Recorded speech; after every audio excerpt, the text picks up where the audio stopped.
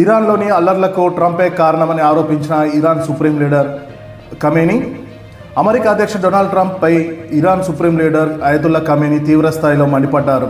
నిరసనలకు మద్దతు ఇచ్చిన ట్రంప్ను నేరస్తుడిగా పరిగణిస్తున్నామని, ఆయన ఇరాన్లోని ఆందోళనలకు ప్రాణ ఆస్తి నష్టానికి ట్రంపే కారణమని తీవ్ర ఆగ్రహం వ్యక్తం చేశారు Iran supreme leader Ayatollah Khamenei. ఇటీవల చోటు చేసుకున్న పరిణామాల్లో వేలాది మంది ప్రాణాలు కోల్పోయినట్లు ఖమేనీ తొలిసారి ప్రస్తావించారు. ఇటీవల ఆందోళన వెనుక అమెరికా హస్తం ఉంది, అమెరికా కుట్ర దాగి ఉందనేసి సంచలనమైన ఆరోపణలు చేశారు. ఇరాన్ను అణిచివేయడం, ఆధిపత్యం చెలాయించడం వారి లక్ష్యం. ఆందోళన వేళ అమెరికా అధ్యక్షుడు స్వయంగా వ్యాఖ్యలు చేస్తూ నిరసనకారులకు మద్దతు ప్రకటించారు.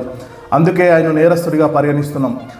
నిరసనలో పాల్గొన్న వారు అమెరికా కోసం పనిచేస్తున్న వారే అని, వారే విద్యా సంస్థలు, ప్రార్థనా మందిరాలను ధ్వంసం చేశారు, ఎంతో మందిని గాయపరిచారు అని సుప్రీం లీడర్ ఒక ప్రకటన విడుదల చేశారు. ఆందోళనకారులు విదేశాల నుంచి దిగుమతి చేసుకున్న మందుగుండు సామాగ్రిని వినియోగించారని ఖమేనీ ఆరోపించారు.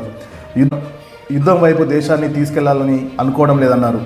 నేరస్తుల్లో విదేశీయులు ఉన్నారన్నారు. నేరస్తులను విడిచిపెట్టబోమని, కేసులను కొనసాగించాలనేసి అధికారులకు స్పష్టమైన ఆదేశాలు జారీ చేశారు.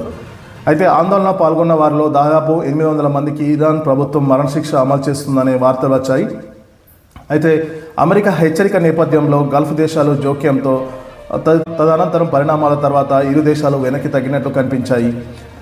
ఈ నేపథ్యంలోనే ఖమేనీ స్పందిస్తూ అమెరికాపై తీవ్ర వ్యాఖ్యలు దుమారం రేపుతున్నాయి. మరోవైపు ఇరాన్ హింసాత్మక ఘటనలు ఇప్పటివరకు 3000 మంది పైగా మరణించినట్లు అంతర్జాతీయ మానవ హక్కుల సంస్థలు వెల్లడిస్తున్నాయి.